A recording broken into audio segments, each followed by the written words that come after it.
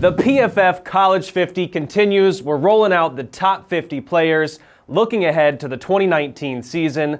And we get right into this list here, continuing it along. Number 30, linebacker Isaiah Simmons from Clemson. An incredibly versatile skill set, coverage, run defense, can rush the passer when he blitzes, but coverage is where he truly shines. Was targeted 59 times in coverage just a season ago. He led the Power 5 linebackers in forced incompletions, didn't allow more than one touchdown last year. He's incredibly versatile, like I said, can cover sideline to sideline, does it all, and he's going to do it again for the defending national champions. So, keeping it with the defending national champions, Xavier Thomas did not see a lot of reps last year, but that was no problem of his own. 4 defensive linemen that were drafted within the top 130 or so picks last year played above him, but he still earned significant snaps for that body of work that he had to deal with those guys above him. So he dominated when he was in there as well, won a significant amount of his pass rushes, and this is a guy that's going to break out this year if he hasn't already done so with now the starting role on the Tiger defense.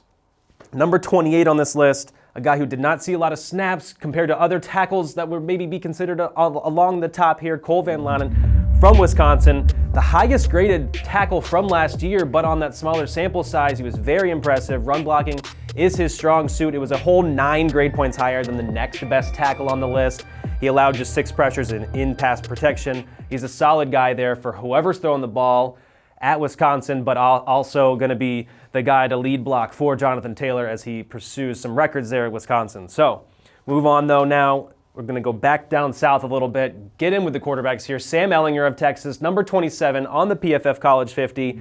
He does everything and does everything well. Does not have Shane Buechele pushing him from behind in any sort of quarterback controversy anymore. Ehlinger is the man in Austin, and he is going to be looking for a pretty big year here. Going to have to compete with some Big 12 numbers that may come up from some of those other schools that like to sling it, but Ehlinger leads the Big 12 in yards, touchdowns, the passer rating from a clean pocket, which is a thing that we really love looking from year to year. Ehlinger is the man to beat in the Big 12 at this point. Number 26, another tackle, Calvin Throckmorton, Oregon, best offensive line in the country. Throckmorton is a big reason why. He's a guy, he holds the nation's top pass blocking grade at the tackle position. He anchors the bookend situation from maybe one of the better, top 1 or top 2 bookend tackle situations in the country going into the season here. Justin Herbert has his best offensive line to date in what will be his final season in Eugene. Throckmorton is a huge reason why at number 26 on our list. 25th, little controversy, I guess you could say. The PFF grades don't match up with the hype for LSU safety Grant Delpit. A lot of missed tackles in our charting as we chart tackles a little differently.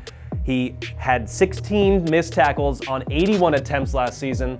Was up there with the highest in the nation. So that just actually speaks to how good he is everywhere else on the field. 22 defensive stops. He can rush the passer when they do blitz him. He actually had the most pressures among safeties last season that are coming back to college football. So if he cuts down on some of those missed tackles, or if he just shapes up there a little bit, his sideline to sideline ability, his coverage ability is there.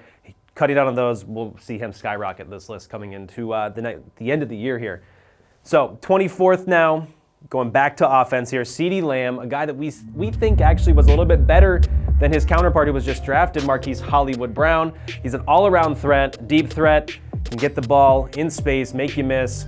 Truly, truly talented receiver here at Oklahoma. Adds a dynamic threat for Jalen Hurts to get the ball to. CeeDee Lamb, big numbers, hopefully coming from him after the catch, but also over the top, giving Hurts maybe one of his better targets he's had of his career. Back to that LSU secondary. Sure, we ranked Fulton ahead of Delpit here, but that's for good reason. Fulton made everybody just kind of forget about Greedy Williams, who was drafted by the Cleveland Browns last season. In that secondary, that's how dominant he was. He allowed less than 50% of the targeted passes his way to be completed. He's a guy who locks down in coverage. He's shown ability both in man and in zone coverage. He didn't allow a whole lot of yards after the catch, and he made a bunch of plays on the ball. And that was opposite Williams when he was being targeted pretty heavily as well. So Fulton, big things coming from Fulton. Actually, big things coming from that LSU secondary in 2019. We'll keep the list rolling though. 22nd on the list. A guy maybe not nationally recognized, not nationally known, coming from Central Michigan, transferring for his last year of eligibility to Ann Arbor, going to play edge on the Michigan defense. Danna, dominated the MAC competition at edge, as he should. Yes, gaudy numbers in terms of pressures that he pulled up, a gigantic pass rush win rate, but that's what you want, a guy that's going to transfer to the Power 5, to a Big Ten school, and be in that group of top pass rushers in the country. You want him to dominate at the lower tier, the lower competition level, and that's just what he did. Big numbers, and the defense in Michigan did lose a couple of guys to the NFL as well, so Danna fills in and fills a need right away for Harbaugh's defense.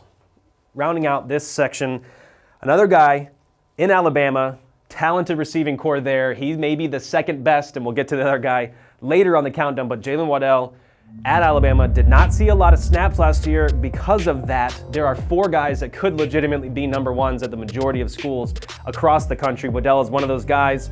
Love what he does after the catch. Love how he makes contested catches. Only saw 60 targets, but turned those into 45 receptions and over 800 yards. Again, does it after the catch, does it over the middle, does it outside, wins. That's his name of the game. And Tagovailoa has maybe the best receiving core. It is the best receiving core in the country going into the season. He's a big reason why. So there it is, 21 through 30, the College 50, out on the website, and we'll be back with the rest of the top 20 after this. Thanks for watching the PFF YouTube channel, and if you want to subscribe, all you have to do is push the button. Don't forget everything you get. A little fantasy, push the button. A little green line for the gambling aspects of the game, push the button. College football, push the button. The YouTube channel from PFF.